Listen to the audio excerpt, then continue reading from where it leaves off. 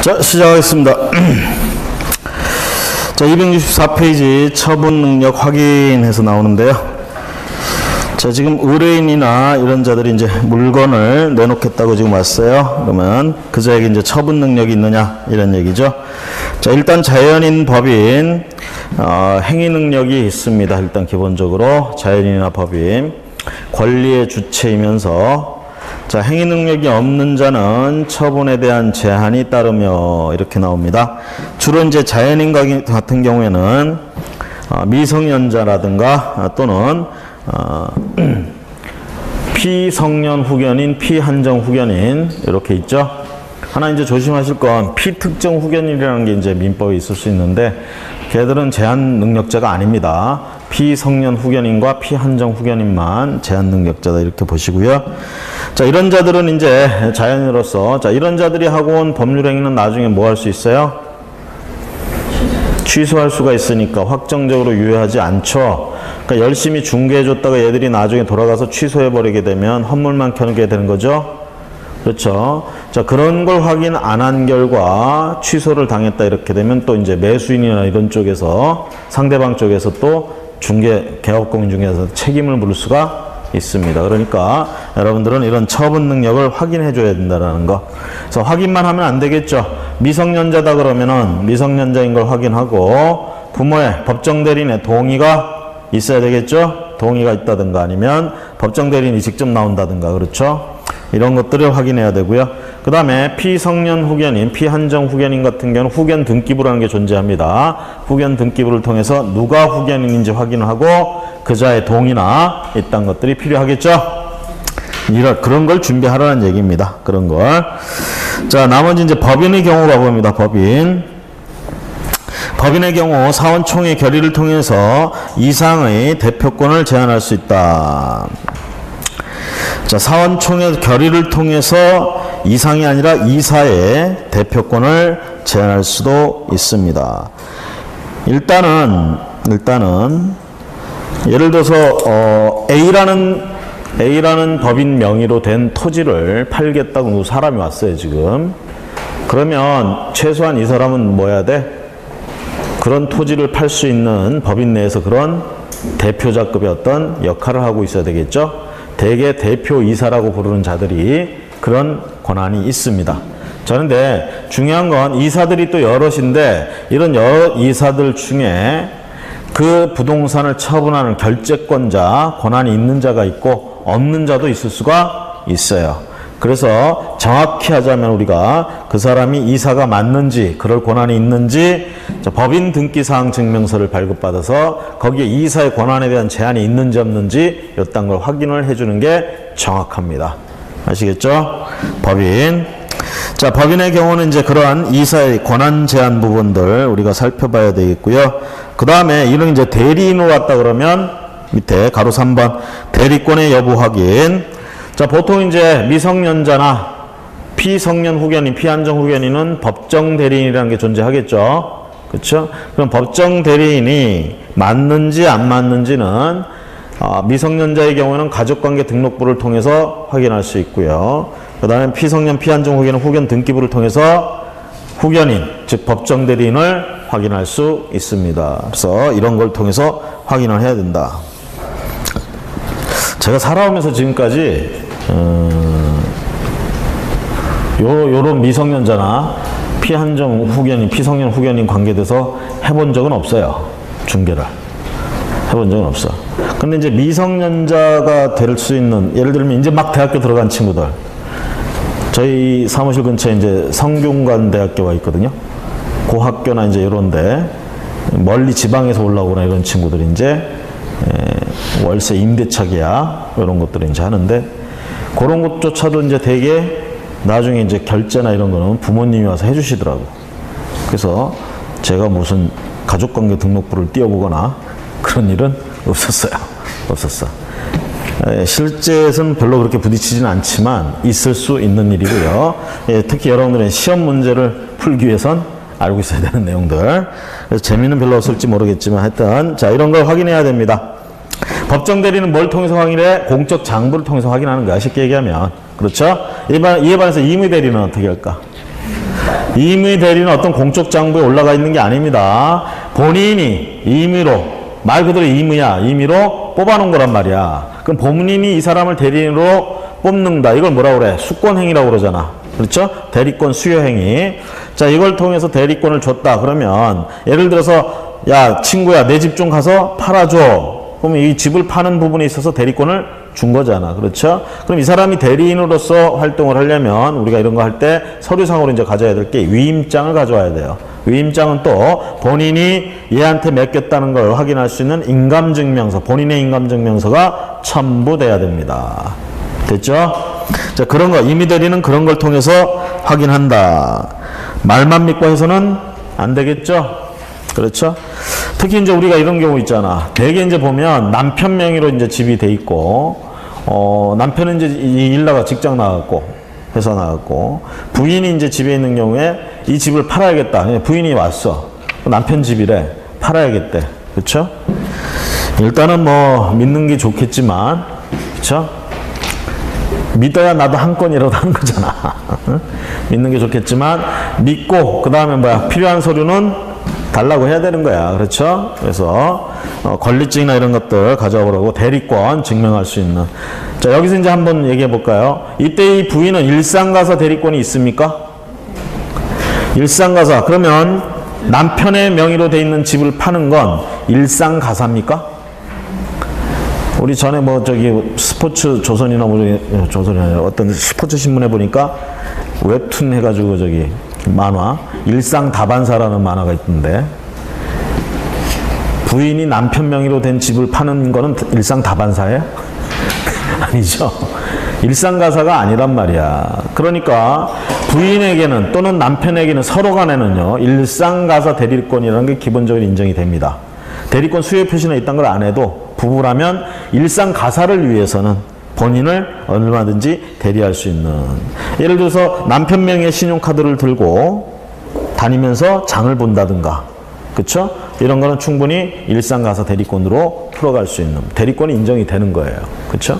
그런데 타인 명의로 돼 있는, 배우자 명의로 돼 있는 집을 판다라는 건 이거는 일상 가사가 아니란 얘기죠. 그렇죠? 그럼 이제 그렇게 했을 때는 어떻게? 실제로 일상가사에 들어가 있질 않으니까 대리권이 수여가 됐는지 확인을 해줘야 된다는 얘기예요. 그래서 정확하게 하자면 위임장과 그 다음에 인감증명서가 첨부된 이런 것들이 필요하고요. 넘어가셔서 그래서 그 대리권과 관련된 판례 일상가사 대리권에 얘기하고 위임장과 인감증명서 효력. 특히 이제 그런 경우들이 많아요. 지금 배우자 한 사람이 열심히 돈을 벌어, 그죠? 그 사람 명의로 돼 있어. 그 사람의 인감증명서나 이런 것들은 전부 집에 있단 말이야. 그 집에 있던 배우자가 그걸 들고 나가가지고 소비대차 계약을 한다든가. 소비대차라는 게 뭐였어? 돈 빌리는 거 은행 가서 담보로 제공하고. 그래서 은행에서도요 업무할 때 되게 보면 이 직원들한테 교육을 그렇게 시킵니다. 본인이 아니고 이렇게 배우자라고 해서 가져오게 되면 중요한 건 계약하고 뭐 이렇게 이전 등기하고 하는 필요한 서류를 다 집에 놓고 다니기 때문에 인감도장 이런 걸 얼마든지 집에 있는 배우자가 그걸 들고 나와버릴 수가 있는 거야. 그렇죠? 그래서 이런 부분을 확인을 하라고 직원들 교육을 시키는 거예요. 직원들은 이제 직접 본인한테 전화를 해본다든가 뭐 이런 걸 통해서 확인을 하는 과정. 이런 게 필요하다라는 거. 여기도 마찬가지예요. 여러분들도 이건 실제로 이렇게 집에 있는 분이 다 들고 나올 수 있는 이런 상황이 벌어질 수 있기 때문에 왜 권리증도 다 놓고 다니잖아. 그렇죠? 그렇기 때문에 이런 부분들에서 전화를 통화를 해서 한번 확인을 한다든가 뭐 이렇게 한다든가 아니면 계약 체결일 날 본인이 나타나게 한다든가 그렇죠? 이런 것들. 자, 이거는 뭐 실제에서 문제고 시험 문제에서 일단은 자, 위임장과 인감증명서 효력은 특정된 용도로 본인이 직접 발급한 인감증명서가 첨부되어 있고 그 특정된 용도에 맞게 같은 인감도장에 의해서 작성된 문서는 특별한 사정이 없는 한 본인이나 그로부터 정당한 권한을 위임받은 자에 의해서 그 권한을 위임받은 자에 의하여 그 권한의 범위 안에 적법하게 작성된 것으로 보아야 하므로 뚜렷한 증거가 없는 한 쉽사리 이를 위조된 문서라고 인정할 것은 아니다라는 거. 그래서 이제 우리가 보통 이제 소유권 이전 등기나 이런 거 할 때 인감증명서를 이제 또 발급한다 그러면 매도용 인감증명서라는 걸 이제 떼야 돼요. 매도용 인감증명서라는 건 별거 아니고 보통 인감증명서 A4 용지 크기로 생겼는데 그 가운데 쪽에 보면 요게 어떤 용도로 쓰일 건지 그 용도가 들어가는 데가 있어. 특히 매수인의 주소란이 주소를 쓰는 난이 있어요. 어차피 매수인 명의로 이전 등기를 해야 되잖아요. 그렇죠? 이전 등기 신청할 때 요 매도용 인감이라고 해서 여기 들어가는데 거기에 매수인의 즉 소유권 이전 등기를 가져갈 그 사람의 주소 같은 게 들어가는 난이 있습니다. 그 난에 이제 기재를 해가지고 그러니까 스카치 테이프로 쫙 붙여가지고 준단 말이야. 위조를 못하게. 자, 이런 식으로 이제 발급된 거, 정당하게 된 거는 자, 특별히 위조됐다는 사실이 없는 한 유효한 것으로 봐야 된다. 자, 그 다음에 이제 우리가 부동산의 경우 상속재산일 경우도 있어요. 상속재산.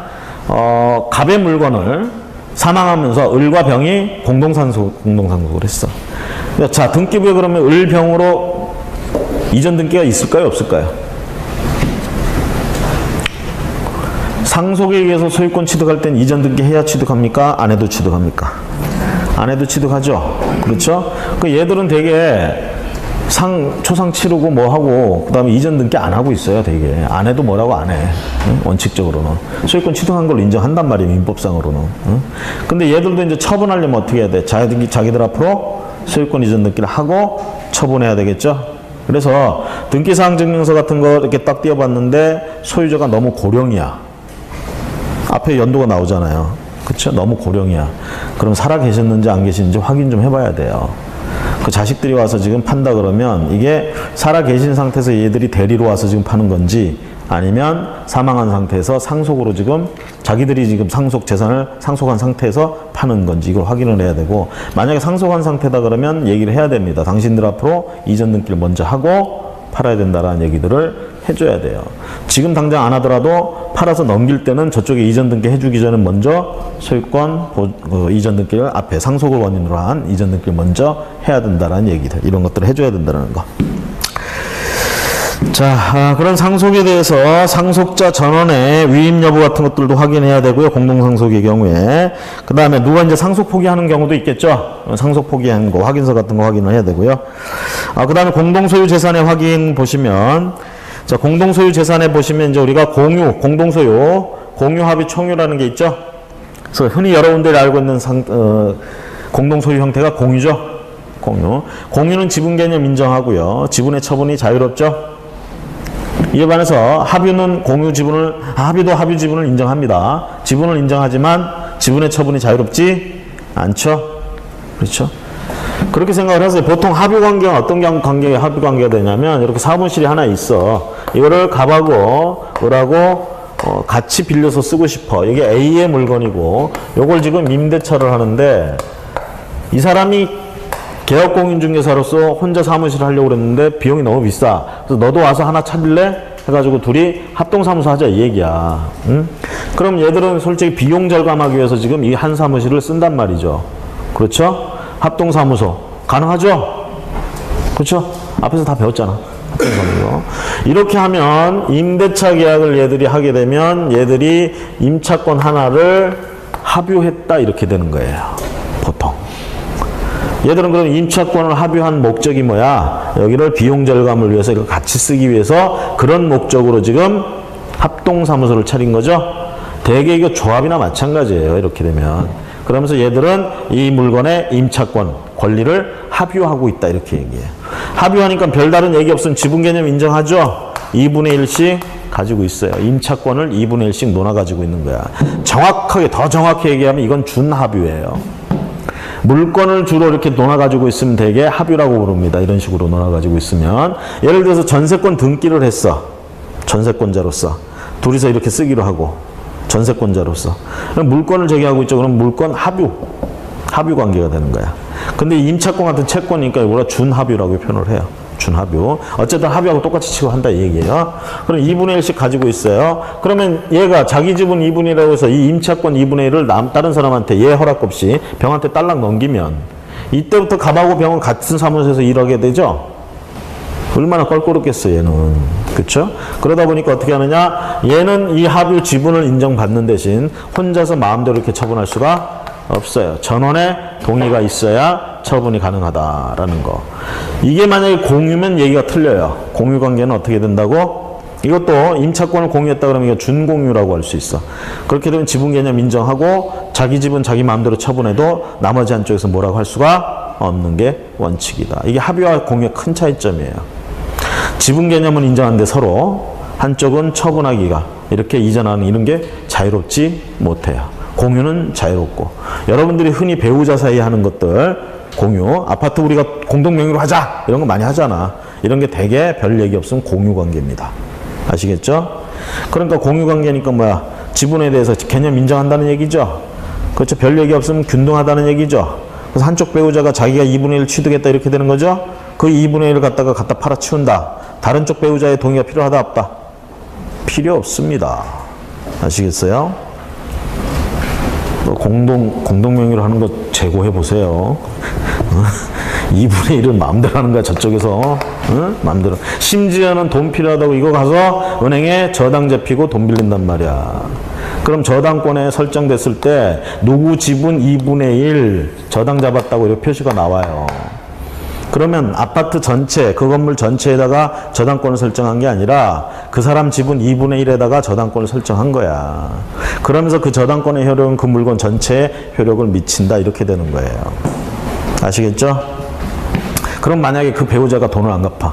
2분의 1 저당 잡았는데 돈을 안 갚으면 당연히 저당권자는 경매, 저당권 실행을 시켜야 되겠죠? 경매 들어가죠? 그렇게 해서 나오게 되면 지분 2분의 1이 경매에 나오는 거예요. 그래서 어느 지역에 30평대 아파트 값이 대략 예를 들어서 5억이다. 내가 이렇게 알고 있었는데 어느 날 딱 그 경매 사이트 이렇게 들어가서 보니까 2억 5천만 원에 나와 있어. 최저가가. 뭐 이렇게 싸? 지분이에요. 아시겠어요? 지분이에요. 아니 그러면 그 지분 낙찰받아서 뭐 하게요? 뭐 하기는 이게 A가 가지고 있었다. B하고 둘이 2분의 1씩 이 사람 걸 샀어. 갑이 2분의 1. 얘하고 둘이 공유가 되는 거야. 그렇죠? 공유하고 그럼 어떻게 해요? 둘이 같이 쓰면 돼. 아 쓰기 싫은데요? 그럼 어떻게 해? 공유 분할 청구해 A한테. 그럼 A가 분할을 거부하겠지. 그럼 공유는 분할 청구 소송을 제기하는 거예요. 그래서 판사님이 잘라줘. 청테이프 들고 여기 가운데 이렇게 쫙 붙이느냐. 현물 분할이 원칙인데 이건 그렇게 하지 않습니다. 원래 현물 분할이 원칙이지만 이렇게 할 경우에는 물건에 대한 제대로 쓰임이 안 되고 그 다음에 물건의 값어치가 경제적인 값어치가 떨어질 우려가 있고 이럴 때 이제 현금 분할을 해줘요. 현금 분할을 어떻게 해야 되겠어? 이거 팔아가지고 분할해 주는 수밖에 없어. 그래서 이거 팔 때 어떻게? 경매 나와요, 이것도. 이렇게 경매 들어가는 경우도 있어요. 그래서 대금으로 분할해 준다. 그럼 대금 분할 받으면 되는 거예요. 공유 지분이 지금 딱 보니까 시세가 2억 5천 정도인데 한 번 유찰돼가지고 20% 떨어졌어. 2억 5천에 20%면 얼마예요? 5천만 원 떨어지나요? 그쵸? 2억 5천에 20%면 5천 맞아요? 맞죠? 그러면 이제 최저가가 2억이야. 그럼 내가 2억에 낙찰받았어. 그리고 얘한테 공유를 분할 청구하는 거야. 자르기 싫대. 결국 우리 법원에 갈 필요 없이 이거 팔아가지고 돈 넣어나 가지자 이렇게 할 수도 있잖아. 그쵸? 그거 내놨더니 6억에 팔렸어. 시세가 지금 막 한참 올라갈 때야. 그럼 3억씩 가지면 되잖아. 얼마 벌었어요? 얼마 벌었어? 2억에 산 거 얼마 벌었어요? 1억 벌었죠? 돈은 이렇게 버는 거예요. 아시겠어요? 아주 간단하죠? 이런 물건이 안 나와 근데. 누구나 다 이런 계산이 쓰기 때문에 에? 혹시라도 이런 물건이 나올지 모르니까 눈 부릅뜨고 항상 찾아봐야 돼요. 됐습니까? 별로 제 말에 신빙성이 없는 듯한 믿음이 안 가는 것 같아. 안 믿으시는데 뭐 믿고 안 믿고는 여러분의 의지죠. 자, 공동소유 재산의 확인, 공유, 합유, 총유. 자, 지분을 인정하는데 총유는 지분을 인정하지 않죠. 대개 이제 총유는 거기 종중재산, 교회재산, 동리의 재산, 그 다음에 동창회 재산, 재건축 조합 재산 같은 거 줄치세요. 이런 게 총유 형태다. 여긴 지분 개념 인정하지 않습니다. 여기에 구성원들을 우리가 보통 사원이라고 부르고요. 사원권이라는 건 인정해줘요. 사원권은 쉽게 얘기하면 여기 현 상태에서 이걸 사용하고 누릴 수 있는 정도의 권리일 뿐입니다. 아시겠죠? 그래서 교회 같은 거 한번 생각해 보세요. 교회 같은 경우에 특히 교회 같은 경우에 법인 명의로 돼 있질 않아. 즉 쉽게 얘기하면 교회가 자, 교회의 목적이 뭐예요? 교회의 목적. 그냥 일요일날 모이는 게 목적이야? 일요일날 모여서 뭐 하겠다는 거야? 저 위에 계신 분을 찬양하고 그분의 뜻이 온 누리에 퍼지게, 이게 목적이잖아. 이런 세상에 이런 목적도 없이 그냥 다녔어요? 응? 이런 목적에 모인 사람들이 뭐였단 말이야. 자, 그러면서 민법상 말하는 법인은 비영리 법인이죠? 그쵸? 사람이 뭐였잖아? 사단법인이라고 얘기하잖아. 교회 같은 경우에 지금 목적이 비영리죠? 헌금 거두려고 교회 만드는 거 아니야? 주 예수님을 찬양하기 위해서 만드는 거야. 목적 비영리예요. 비영리. 비영리 목적으로 사람들이 모였어요. 여기도 교회 총칙이나 뭐 이런 게 있어. 규칙이나 이런 게 있단 말이야. 심지어는 요즘 뭐 교회법이라고도 하더만. 응? 이게 정관 역할을 해요. 응? 그럼 발기인이 있고 정관이 있고, 그렇죠? 그 다음 이제 얘들은 뭐냐? 민법상 비영리 사단법인으로 가려면 그 다음에 뭘 해야 되느냐? 주무관청에 가서 예를 들면 문화예술 분야, 종교 분야를 다루는 그 부서에 쫓아가가지고 인가 신청을 해야 돼. 인가가 나오면 별일 없으면 인가 나와요. 인가 나오면 관할 등기소 가서 법인 설립 등기를 해야 돼요. 요게 민법상 말하는 사단법인, 권리 주체인 사단법인이야. 근데 교회들은 대부분 거기까지 안 가요. A라는 교회가, A라는 이름을 가진 교회가 그렇게 법인 등기까지 해놓으면 앞으로 이 A 교회는 A 법인이야, 쉽게 얘기하면. 얘들은 이제 부동산이라는 걸 취득을 할 때 등기한다 그러면 A라는 명의로 가서 소유권자로서 등기가 돼요. 그런데 보통의 교회나 이런 것들은 모이기까지는 해. 정관까지는 있어. 관청이 인가도 안 받아요. 이 상태에 있단 말이에요. 이 상태에 있는 걸 뭐라고 그래요? 권리 능력 없는 사단 또는 재단. 재산이 모였으면 재단 이렇게 하잖아. 자, 권리 능력 없는 사단 같은 경우에는 결과적으로 어떻게 합니까? 얘들도 부동산 취득할 수 있어요, 없어요? 등기법상 그래서 얘들한테 등기할 수 있는 길을 열어놨죠. 그래서 얘들한테 부동산 등기용 등록번호를 발부해가지고 등기를 해주게 됩니다. 그래서 총유, 그래서 교회 재산. 자, 그러면 그 교회 교인들이 자, 얘들이 이제 개척교회 해가지고 처음에 해서 막 해서 땅도 사고 건물도 세웠어. 그럼 부동산을 가지게 됐잖아. 그쵸? 그러면 이거 권리 능력 없는 사단이지만 소유권을 인정해준다고요. 교회의 것으로. 인정해주고, 그 다음에 그 교회 교인들은 이런 재산을 총유하고 있다. 이렇게 표현을 해요. 총유. 그러니까 자기 지분이 있어, 없어? 어느 날 딱 그 담임 목사가 하나 바뀌었는데 개차반이야. 마음에 안 들어. 나 이 교회 나가야겠어. 그럼 내가 그동안 헌금한 걸로 대리석 만들었으니까 대리석 내놔. 지분 내놔. 되냐 이 얘기야. 안 돼요. 나가고 싶으면 어떻게? 조용히. 중이 절이 싫으면 어떻게? 지가 떠나야지. 그쵸? 그런 거예요. 사원이라는 게. 아시겠죠? 그리고 우리가 이제 또 그런 문제가 많이 생기시죠. 교회가 분열되는 경우에 재산 처리하는 문제들. 그쵸? 특히 권리 능력 없는 이런 사단일 경우에 재산 처리할 때. 자, 총유의 개념은 지분 개념 인정 안 하니까 예를 들어서 교인들의 3분의 1이 반기를 들었어. 드디어 나가야겠대. 니들하고는 같이 못 있겠다. 나가야겠다. 그러면서 우리 지분을 내놔라. 이렇게 말한단 말이야. 분명히 자기도 뭐 헌금 들어간 게 있겠지. 그렇죠? 결국은 이래서 분쟁이 생기는 게 재산 문제 가지고.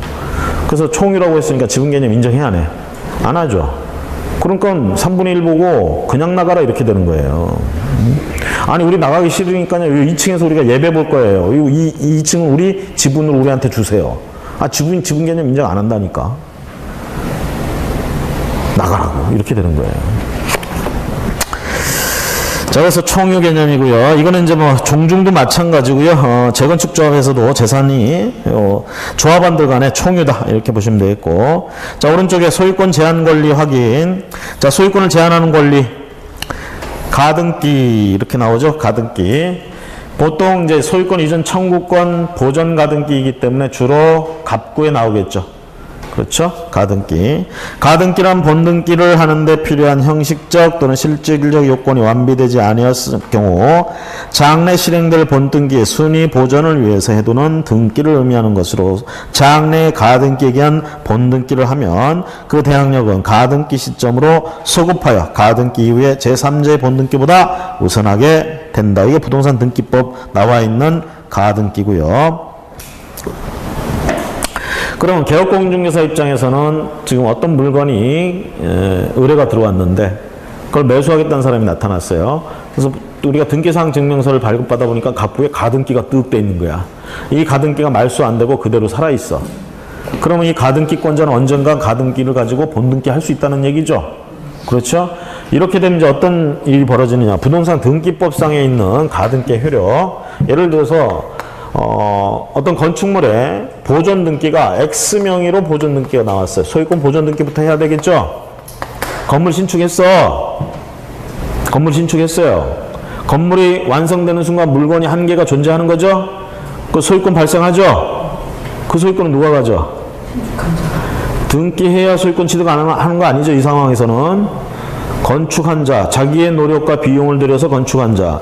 여기서 조심하실 건 X라는 사람이 Y라는 사람한테 건물 지어달라고 도급 계약을 했어요.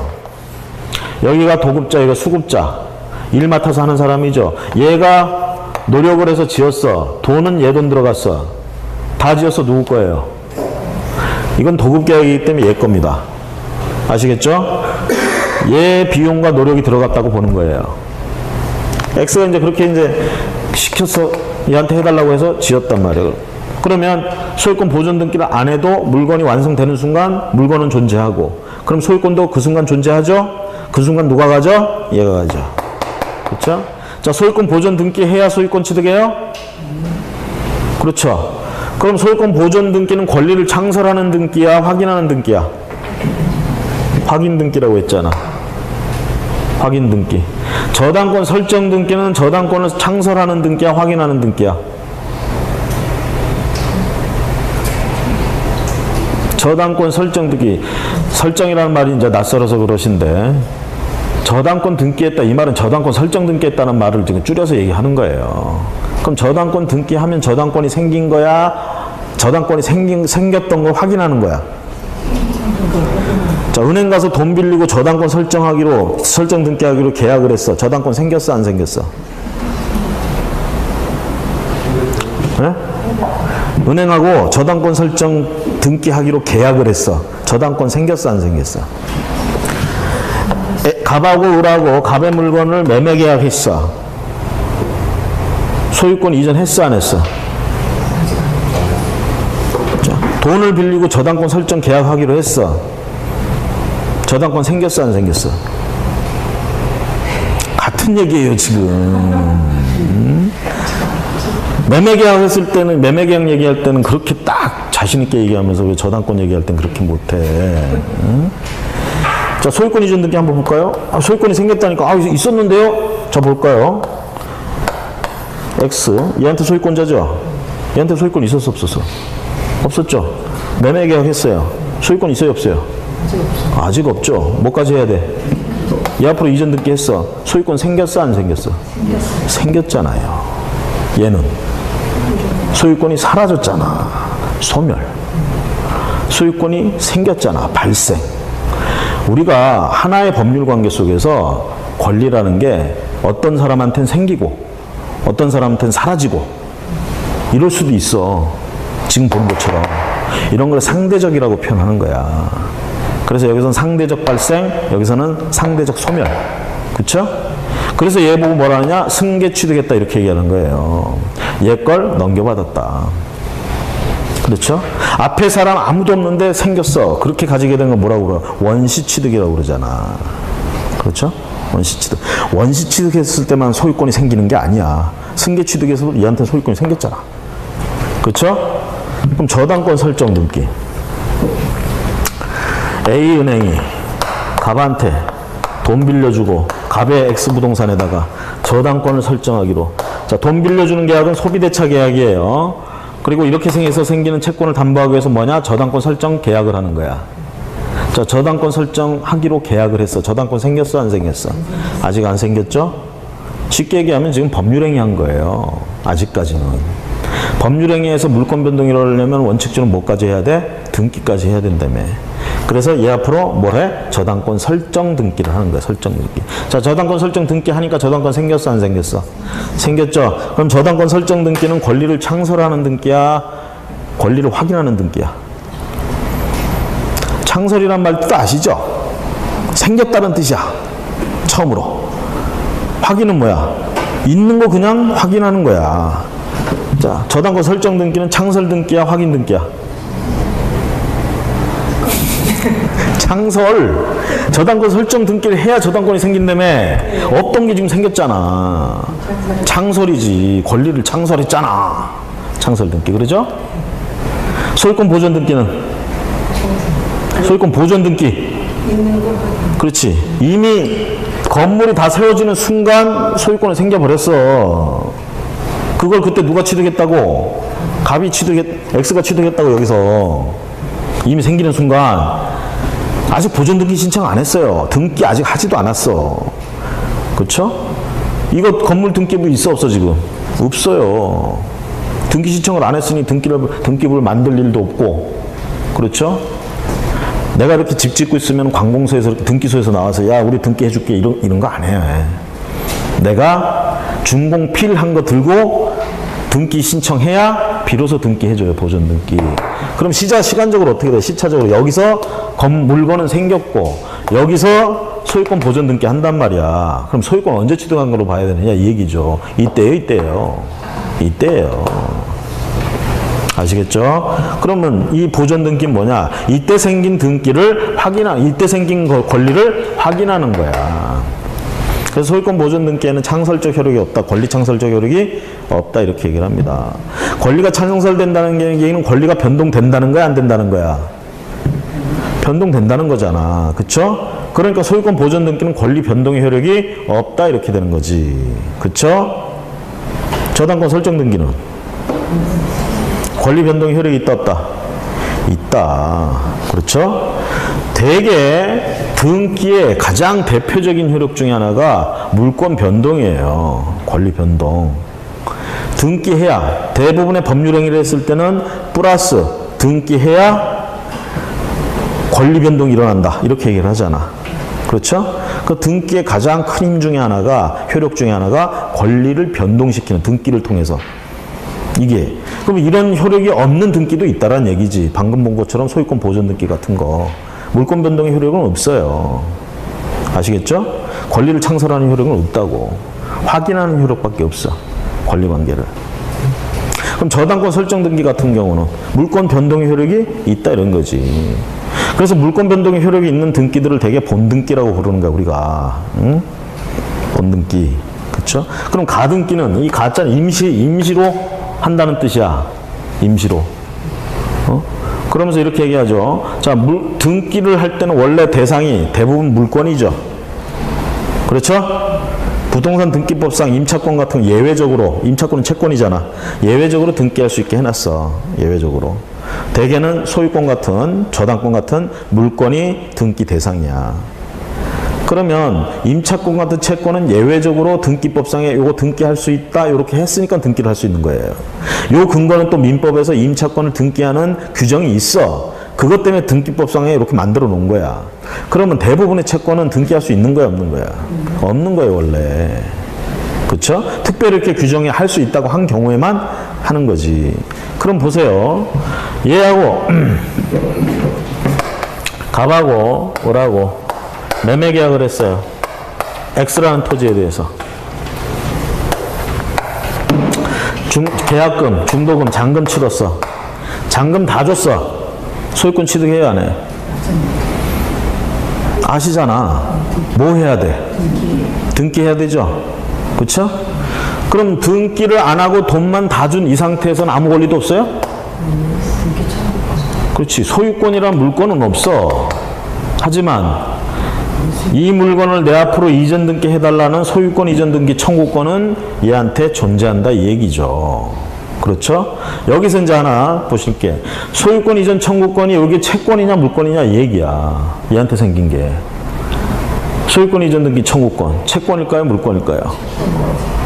물건으로 봐야 돼? 채권으로 봐야 돼? 응?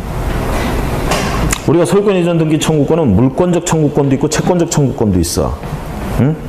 채권적 청구권이란 말은 채권으로 취급해 주겠다는 뜻이고 물권적 청구권은 물권으로 취급해 주겠다는 뜻이야. 이렇게 생각하세요. 물권적 청구권은 내가 어떤 물건을 가지고 있으면 그 물건을 보호하기 위해서 그 물건 안에 내재되어 있는 권리야. 평상시에는 안 튀어나와 이 권리는. 위기 시에 튀어나오는 권리야. 물권적 청구권은. 누가 내 물건을 뺏어갔어. 그럼 돌려달라고 해야 되겠죠? 돌려달라고 해야 될 거 아니야. 이럴 때 뭐야? 반환 청구권 이렇게 부르잖아. 아까 얘기한 것처럼 보세요. 내 거로 돼 있는 부동산을 누가 위조해가지고 지 앞으로 해놨어. 진정명의자 보호해준다며. 그쵸? 내가 이제 쟤를 상대로 어떻게 하냐. 소유권 등기에는 말소 등기라는 게 없어요. 소유권 이전 등기를 통해서 도로 찾아와야 돼. 진정 권리자 회복을 위한 소유권 이전 등기 청구 소송을 제기해. 여기서 말하는 소유권 이전 등기 청구권. 똑같은 이름이네. 여기서 얘기한 것처럼. 자, 이 소유권 이전 등기 청구권은 내가 가지고 있는 소유권을 보호하기 위해서 튀어나왔단 말이에요. 그죠? 제가 지금 정당한 권한에 의해서 가져간 게 아니라 위조를 해가지고 지 명의로 갔잖아. 그럼 소유권이 간 적이 없다 이렇게 되는 거야. 그리고 나는 내 소유권을 지금 보호하기 위해서 소유권 안에 내재되어 있는 그 권한 하나 빼온 거야. 그게 반환 청구권이란 말이야. 그 반환 청구권이 여기서는 이름이 뭐로 붙느냐? 소유권 이전 등기 청구권으로 붙었지. 그럼 이건 물권적이냐 채권적이냐 이렇게 얘기하겠죠. 물권적 청구권이에요. 물권적 청구권은 이렇게 생각을 해야 돼. 소유권, 이런 물권을 기반으로 해서 나오는 권리다. 아시겠죠? 물권이 있는 사람만이 주장할 수 있는 권리다. 제가 지금 가짜로 위조해가지고 가져갔죠? 나는 물권을 안 뺏긴 걸로 인정해줘요. 그렇기 때문에 물권자로서 내 물권을 보호하기 위해서 튀어나온다. 소유권 이전 등기 청구권.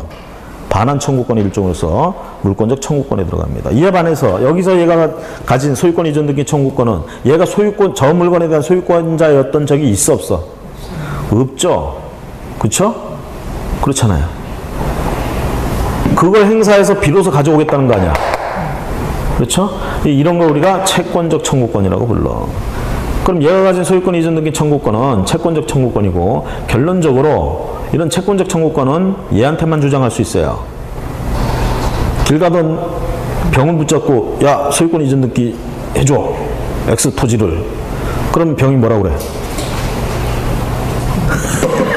병이 뭐라고 하기엔 귀를 닫고 잽싸게 그냥 가버리지. 이거 미친놈이다. 그렇죠? 채권은 항상 상대권이라고 그랬잖아. 상대, 관계된 애들끼리만 주장할 수 있다. 그렇죠? 그래서 우리 입장에서 소유권 이전 등기 청구권은 생겼는데 채권적 청구권이야. 아직 소유권 이전 등기 안 했죠? 소유권 취득 못 했죠? 자, 등기부엔 누구 명의로 돼 있어? 자, 갑이 아직 소유권자예요. 정확히 얘기하면 이건 위조한 것도 아니야. 소유권자야. 이걸 갖다가 누구한테? 병한테 팔아치운다 이 얘기야. 병은 등기부 보니까 어떻게 돼? 얘 명의로 돼 있잖아. 그렇죠? 얘 명의로 돼 있잖아. 등기의 추정력이 때문에. 얘는 뭐 한 거야 나름대로. 공신했지 또. 믿고 샀죠? 이전 등기를 얘 앞으로 해줬어. 이거 누가 취득해요? 누가 가져 궁극적으로? 얘가 가져 얘가 가져. 요 계약을 대개 제2매매, 이중매매, 제2매매. 그쵸? 얘가 지금 이전 등기 해갔어요. 이전 등기. 자, 공신력은 인정되지 않지만 이 경우에는 얘가 정당한 권리자로서 팔아치웠기 때문에 얘 입장에서는 권리자로서 저거를 취득한 게 돼요. 그럼 얘는 소유권을 취득했죠? 얘는 저 물건에 대해서 물권을 가졌어? 채권을 가졌어? 채권적 청구권을 가지고 있잖아. 채권. 소유권 이전 등기 청구권. 자, 소유권 이전 등기 청구권을 얘한테 행사해서 이거 가져올 수 있어요? 아까 상대권이라며. 누구한테만 주장해야 돼? 얘한테만 주장해야 되잖아. 그죠? 결론적으로 얘는 물권자고 얘는 저 물건에 대한 채권자야. 물건하고 채권이 부딪히면 누가 이겨요? 응? 물건이 이기죠? 그렇죠? 여러분들 생각이 이제 그럴 거야. 아, 이 자식 그 잔금 치렀으면 빨리 이전 등기 해가지고 뭐 저러고 있다가 저렇게 당하냐, 이게 얘기죠?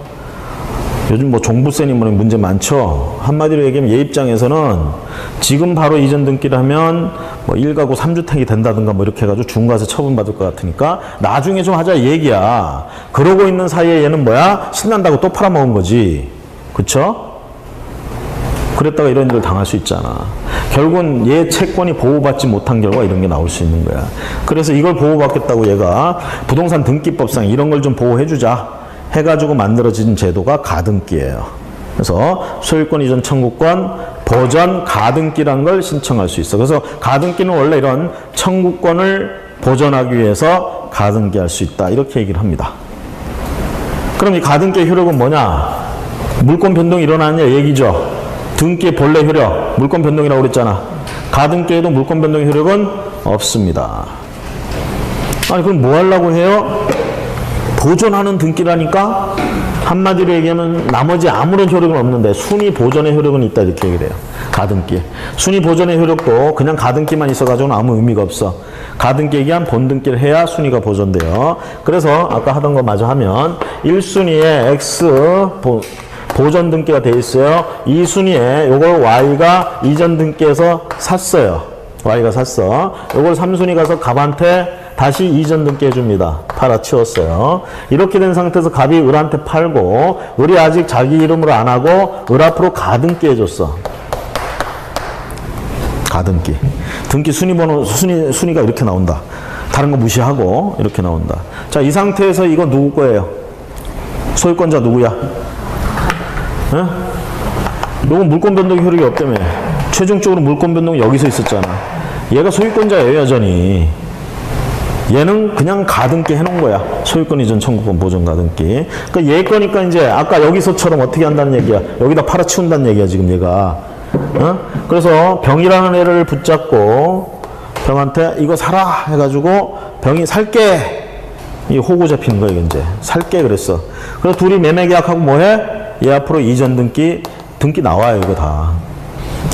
등기소 위조할 것도 없어. 그냥 등기소 가서 등기 신청한 필요한 서류하고 첨부 서류 해서 하면 등기관이 딱 이렇게 해줘. 병 앞으로 이전 등기. 이거 합법적인 거야. 이렇게 나와. 자, 이제 소유권자 누구? 이제 누구? 이전 등기 했잖아, 이거. 물권 변동 일어나죠? 병 앞으로 이전 등기. 병이 소유권자예요. 아, 얘는요? 아, 얘는 그냥 가등기권자. 이거 말소 안 했죠?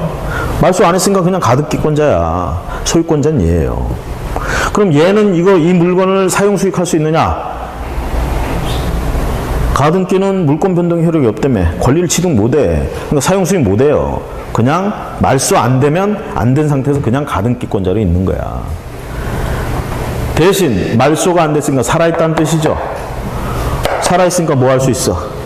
가등기에 기한 본등기를 할 수 있어요. 임시로 해놓은 거기 때문에 본래 진짜 등기를 이제 한다 이 얘기야. 그럼 본래 등기가 뭐겠어? 소유권 이전 청구권을 행사해가지고 오는 등기. 그게 뭐야? 소유권 이전 등기지. 그렇죠? 소유권 이전 등기를 여기 가서 딱 합니다. 누구 명의로? 을 명의로 본등기가 들어가요. 소유권 이전 등기. 그렇죠? 우리 이거 소유권 본등기, 우리 이 본등기를 신청하면 등기관이 친절하게 얘 앞으로 이전 등기 해주면서 요걸 직권으로 말소해버립니다. 누가 신청하지도 않았는데도 등기관이 친절하게. 그 법적 근거는 뭐냐? 이렇게 직권으로 하는 근거는 뭐냐? 가등기하고 본등기 사이에 낀 이런 처분 등기는 사건이 등기할 것이 아닌데 등기됐다 해서 등기관이 직권으로 말소하는 말소 대상입니다. 아, 병이 돈 주고 샀는데 시끄러. 없어. 말소. 이게 세대는 거야. 그러니까 여러분들이 만약에 아까 그래서 그랬잖아요. 개업공인중개사 지금 중개를 하려고 그랬는데 등기를 딱 떼어보니까 가등기가 딱 들어가 있어. 지금 이런 상태야 지금. 병하고 병이 사겠대 이거를. 어떻게? 뜯어 말려야지. 그렇죠? 아니면 어떻게 해야 될까? 이걸 말소하든가 해결해라. 그렇죠? 안 그랬다간 어떻게 돼? 얘는 직권으로 말소돼요. 돈은 누구한테 줬어? 얘한테 줬잖아. 그쵸? 얘는 이미 돈 다 줬죠? 그쵸? 이전 등기 얘가 소유권 취득하니까. 얘는 결국은 그 돈 찾으러 어떻게? 얘 찾으러 다녀야지. 준 놈 찾으러 다녀야 돼. 응? 아시겠죠? 그래서 가등기가 있으면 중개하지 마라가 아니라 이 부분을 해결하고 중개를 해야 된다는 얘기예요. 그렇죠? 요게 부동산 등기법에 나와 있는 가등기야. 이럴 때 요놈의 순위가 어디로 올라가느냐? 여기로 올라간다 이렇게 얘기를 해요. 순위 보존의 효력 가등기. 그러면서 물권 변동은 언제 일어난 거야? 이때야 이때야? 이게 이제 우리가 헷갈려서 자꾸 시험 문제 나오는 거예요. 순위는 일로 올라가요. 순위 보존의 효력. 그런데 물권 변동은 요때 됐다 이렇게 얘기를 합니다. 이것도 여기서 됐다 이렇게 같이 해주면 좋은데 판례 그렇게 안 봐요. 여기서 물권 변동이 일어났다 이렇게 봐. 그러니까 소유권 취득은 여기서 했다야. 아시겠죠? 그래서 물권 변동은 여기서 일어나고 순위는 일로 올라간다. 헷갈리지 마세요. 그러면서 이거는 직권 말소 대상이다. 이거 지금 보통 이렇게 소유권, 병 앞으로 소유권 이전 등기를 가지고 얘기하지만 이럴 수도 있어. A라는 은행에 갑이 돈 빌리고 저당권 설정해 놓을 수도 있어요. 그렇잖아. 가등기 된 상태에서 이렇게 저당권. 물론 이거 을구에 나오겠지. 얘들은 갑구에 나오고. 그럼 순위는 어떻게 비교해? 순서는. 갑구에 나와 있는 것끼리는 순위번호. 을구에 나와 있는 것들끼리도 순위번호. 얘들끼리는 어떻게 비교해? 동순별접이란 말 들어보셨어요? 동순별접. 동구, 같은 구에 있을 땐 순위번호. 별구, 별접, 별구에 있을, 다른 구에 있을 때는 접수번호. 동순별접. 사자성어 아니에요.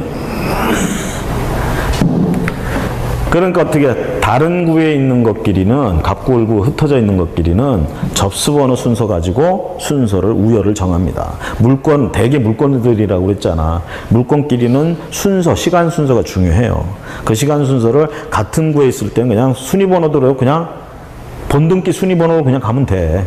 근데 다른 구에 있는 거랑 비교할 때가 생기잖아.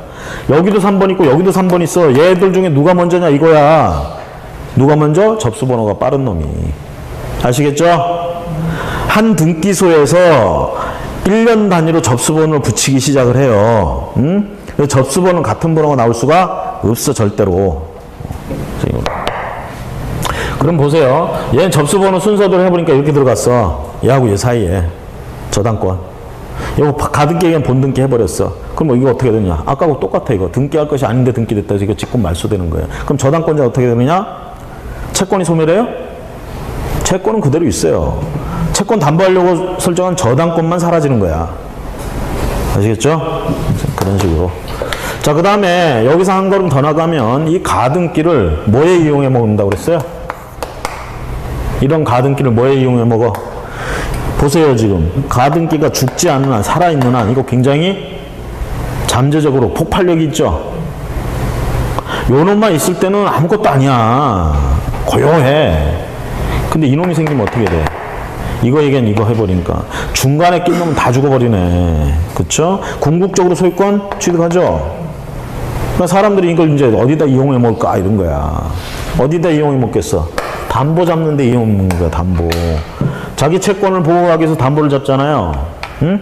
그럼 채권을 잡기 위해서 담보를 잡는다. 보통 우리가 흔히 알고 있는 게 저당권의 근저당권 설정이란 말이야. 전에도 말씀드렸지만 저당권의 근저당권 설정해 놓으면 법에서 이런저런 효력을 줘요. 그래서 우선 변제권도 주고 경매에서 순서대로 시간 순서대로 배당받아갈 수 있는 힘도 주고 이렇게 한단 말이야. 근데 그거 가지고는 이제 채권자들 입장에서는 만족을 못 하겠다 이 얘기지. 그렇게 해서 채권을 회수하는데 시간이 한참 걸려. 그보다 빨리 될 수 있는 방법 뭐가 있을까? 찾아보니까 등기법상에 이런 게 있네. 그래서 어떻게 해요? 똑같은 거야. 갑이 을한테 갑의 X토지. 이번에는 얘들이 매매 계약을 하는 게 아니라 소비대차 계약을 해. 얘가 얘한테 돈을 빌려주는 거예요. 그리고 우리가 흔히 안 들어가면 여기다 저당권 설정해야 되겠지. 이걸 안 해, 얘가. 뭐라느냐? 가등기 하자 이렇게 되는 거예요. 그 가등기 이름도 소유권 이전 청구권 보전 가등기야.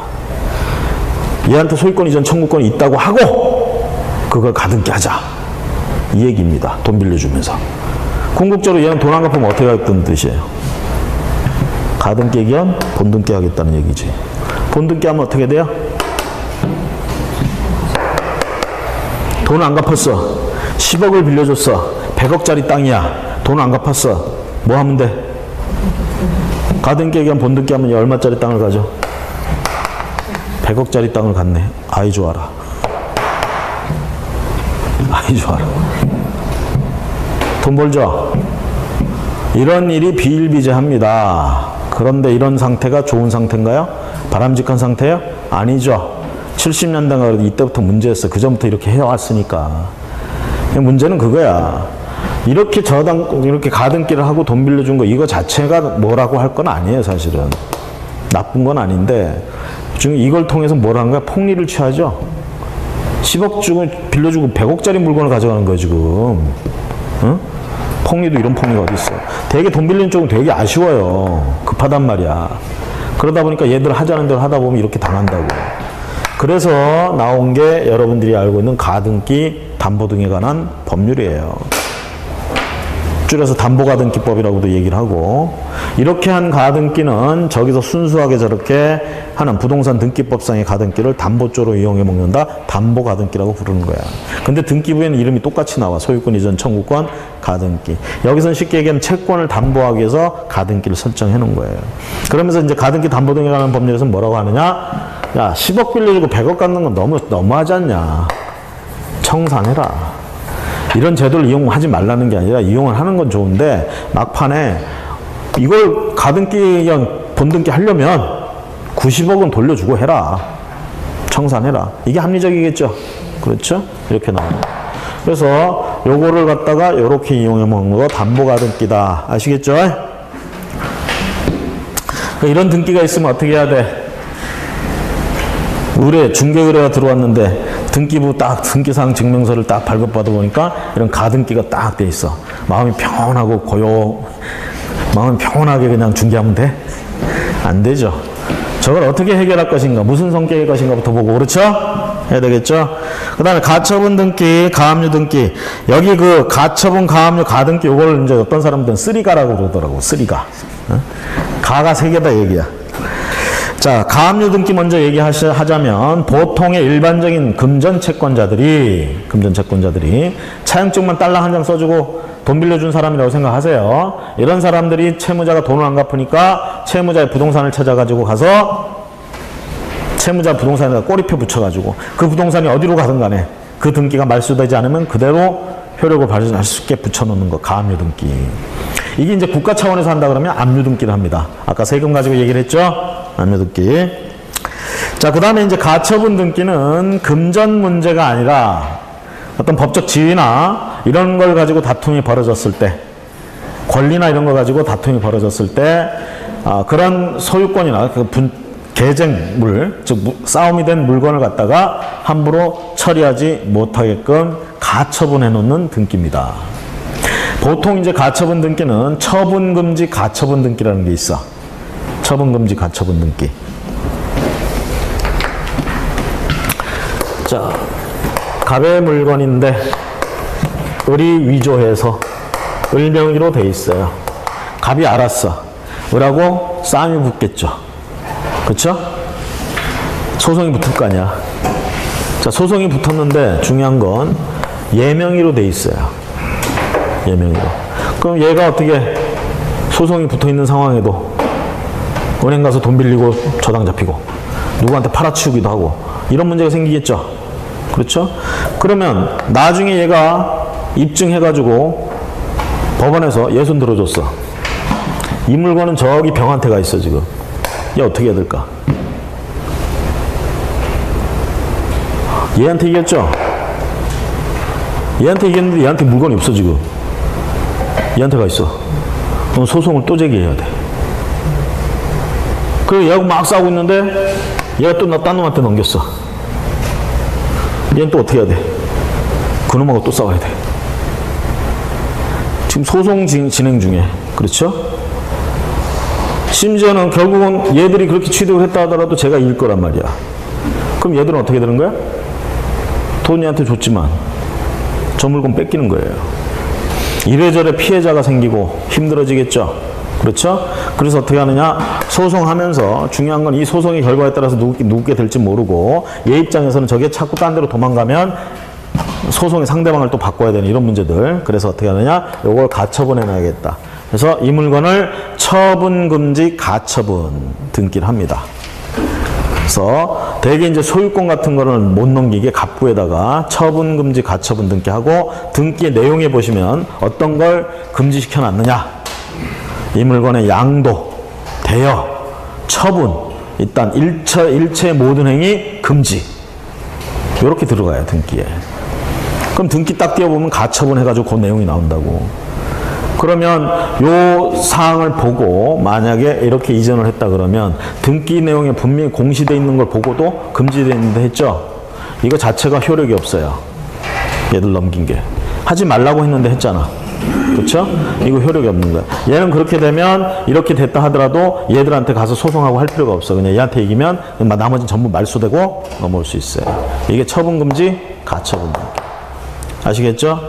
이게 이제 처분금지 가처분, 소유권을 처분하는 거 이런 걸 금지한다는 가처분이고, 이거 외에도 이제 점유이전 금지 가처분 같은 것도 많이 써요. 경매에서 예를 들면 낙찰 받아가지고 인도 명도 소송 제기하고 있는데 인도 명령 신청했는데 인도 점유하고 있는 사람이 대항력이 없는데 버티는데 인도 명령 신청을 했어요. 인도 명령에서 이겼는데 중요한 건 요 놈이 딴 놈한테 또 넘겨버렸다는 얘기야. 그럼 또 그 놈을 상대로 또 인도 명령 신청을 해야 돼. 그래서 이럴 때 점유이전 금지 가처분 등기 딱 해놓고 들어간다. 자, 가처분. 여러분들이 가처분이라는 말이 현실에서 또 많이 들어본 게 그거잖아. 상영 금지 가처분 같은 거. 그쵸? 영화. 어? 이런 거 어떤 집단하고 지금 막 비하하고 막 그러면 그 집단에서 이거 상영 금지 가처분 해놓고 명예훼손이 뭐니 소송 제기하고 막 그러잖아. 그쵸? 이게 또 어디서 나올 수 있냐면 법인의 이사들 보면 이사가 법인의 해만 되는 짓만 하고 다녀. 응? 법인의 돈을 막 빼서 쓴다든가 막 이렇게 대표라고 하고 다니는 짓이. 그럼 이 이사의 권한을 정지시켜놔야 되겠죠. 그쵸? 근데 이 이사하고 그런 부분 가지고 싸우는 동안에도 등기부에 이사로 돼 있으니까 열심히 얘가 막 뻘짓거리 하고 다닌단 말이야. 그랬을 때인데 이사의 이런 지위, 이런 것들을 갖다가 금지시키는 가처분 등기 같은 걸 법인 등기에 할 수가 있다라는 얘기. 이런 데 쓰이는 게 가처분 등기. 자, 그 다음에 압류 등기는 앞에서 얘기했지만 대개 이제 국가나 이런 데서 세금 때문에 압류하는 등기입니다. 압류 등기. 넘어가시고 환매 등기. 자, 환매 등기 이제 부동산 등기법상에서 특히 많이 보셨을 텐데 환매 등기는 본 등기 합니까? 주 등기, 본 등기 합니까? 부기 등기 합니까? 환매 등기. 주 등기 합니까? 부기 등기 합니까? 환매 등기는 부기 등기가 원칙입니다. 환매 등기는 환매라는 거 다시 산다는 뜻이야. 한마디로 얘기하면 갑이 을한테 팔면서 을한테 다시 산다. 아니 다시 살 거 왜 팔아요? 사연이 있겠지. 왜 팔까? 이게 다 돈 빌리는 거랑 관계돼요. 돈 문제야 다. 응? 갑이 엑스토지를 을한테 파는데 3년 뒤에 다시 사기로 약속을 해. 팔면서. 왜 그러냐 얘기죠. 여기서 말하는 3년이 쉽게 얘기하면 대여 기간이야, 돈. 그리고 얘들끼리 말은 매매지만 이거 소비대차 계약하는 겁니다. 쉽게 얘기하면. 돈 빌려줘. 그 빌려준 돈이 매매대금으로 나오는 거야. 그리고 얘를 소유권 이전 등기를 해줘요. 그리고 3년 안에 돈을 갚기로 했어, 매매대금을. 그럼 빌린 돈이야, 쉽게 얘기하면. 그럼 3년 뒤에 그 매매대금 들고 얘한테 찾아가서 돈을 주면 얘는 어떻게 하느냐? 다시 파는 거야, 얘한테. 얘가 다시 사는 거고. 그럼 얘 앞으로 다시 이전 등기해서 찾아온다 이 얘기지. 이게 환매예요. 그럼 결국 소비대차 계약을 매매계약이라고 표시를 하고 매매대금 이렇게 주고받는 걸로 한단 말이야. 그게 실제로는 빌린 대여금이에요. 그러면 여기서 조심하실 건 매매계약을 했겠지. 그럼 매매계약에 의해서 얘 앞으로 소유권 이전 등기 해야 될 거 아니야. 이건 주등기 들어가요. 본등기. 하지만 요걸 다시 얘가 사기로 하는, 얘가 환매권자가 되겠죠? 환매 특약의 등기 또는 환매 등기. 요거는 그 주등기에 부기등기로 붙입니다. 예를 들면 갑에서 을로 주등기 번호가 3번 들어가, 순위번호. 그럼 3의 1 해가지고 부기등기 얘 거 붙이는 거예요. 환매 등기를. 환매 등기. 여기서 하나 이제 조심하실 건 환매 계약을 했겠지. 매매 계약도 하고. 그쵸? 조심하실 건 매매 계약과 환매 계약은 항상 동시에 해야 됩니다. 오늘 매매 계약하고 내일 와서 환매 계약하고 인정 안 돼요. 동시에 해야 되고, 등기 신청도 마찬가지야. 매매 계약에 의한 소유권 이전 등기 오늘 신청하고 다음 날 와서 환매 등기 신청 안 받아줘요. 동시에 신청해야 돼. 그럼 접수 번호가 매매 등기가 앞번호, 그 뒷번호가 환매 등기 이렇게 들어가는 거고, 주등기, 부기등기 이렇게 들어가요. 아시겠죠? 여기서 하나 이제 조심하실 건 이렇게 해서 여러분들이 열심히 외워. 환매 등기, 부기등기, 환매 등기, 부기등기, 환매 등기, 부기등기. 그럼 나중에 3년 뒤에 환매권 행사해가지고 환매권 행사하면 다시 일로 와야 되잖아. 그건 무슨 등기야? 그건 소유권 이전 등기죠. 자, 그건 주등기 할까 부기등기 할까? 한마디로 하면 환매권 실행을 위한 등기야. 이건 환매 특약을 실행하는 거예요. 지금 소유권 이전 등기. 여기서 일로 다시 오는 소유권 이전 등기. 이건 주등기 할까 부기등기 할까? 이건 주등기 해야 돼. 그래서 시험 문제에서 빠뜨린 거 함정에 환매권을 실행하기 위한 등기는 부기등기 한다. 사람들은 환매라는 말하고 부기라는 말만 딱 보고 야 맞아 이거 내가 아는 거 나왔어 유일하게 뭐 이러면서 거기가 함정이야. 아시겠어요? 못된 취미들을 가지고 있어 이 문제 내는 사람들이. 예? 여러분들 함정에 빠뜨린다고. 보통 환매 특약 등기, 환매 등기, 부기등기 맞아요. 근데 그걸 실행하는 등기는 즉 소유권 이전 등기는 본등기 해야 돼. 조심하세요. 예? 조선말은 끝까지 들어봐야 돼요. 예? 그죠? 자, 그 다음에 6번에 이제 경매 개시 결정 등기. 앞에서 다 한 번씩 얘기했죠? 경매 개시 결정 등기. 자, 경매를 개시하기로 결정했으면 등기해줘야 됩니다. 그럴 때 등기부에는 임의 경매 아니면 강제 경매라는 이름으로 나오고요. 주로 소유권을 가지고 경매하기 때문에 갑구에 등기된다. 그렇죠? 자, 중개 의뢰 들어온 물건을 중개하려고 등기사항 증명서를 발급받아봤더니 임의 경매 등기가 딱 돼 있어. 중개한다 만다. 그 순간 아 이건 내 것이 아니야. 포기해? 그렇게 해서 어떻게 먹고 살아? 응? 끝까지 해야지. 그냥 하면 안 되죠. 아까 가등기처럼 어떻게 사실관계 파악을 하고 이거 어찌할 것이냐. 그쵸? 주인한테 물어봐야지. 만약에 이제 주인이 요 경매 취하하겠다. 취하 가능하거든. 취하는 누구한테 가서 쫓아가서 경매 신청한 채권자하고 가서 합의하는 거야. 그럼 경매 신청한 채권자는 돈만 받으면 되기 때문에. 그쵸? 그것만 해결되면 취하를 해주거든. 그럼 뭐 취하를 하겠다 그러면 그럼 언제까지 취하를 해라. 그렇게 해서 진행을 하거나. 그냥 지나치면 안 되지. 아시겠죠? 그 다음에 부동산 등기부 을구란의 분석. 을구에는 뭐 아까 얘기한 것처럼 저당권 중심으로 많이 등기가 되어 있습니다. 다 등기 순위대로 하시면 되겠고요. 오른쪽에 미공시 권리관계 조사. 잠시 쉬었다가 미권리, 미등기 이거 살펴보도록 하겠습니다.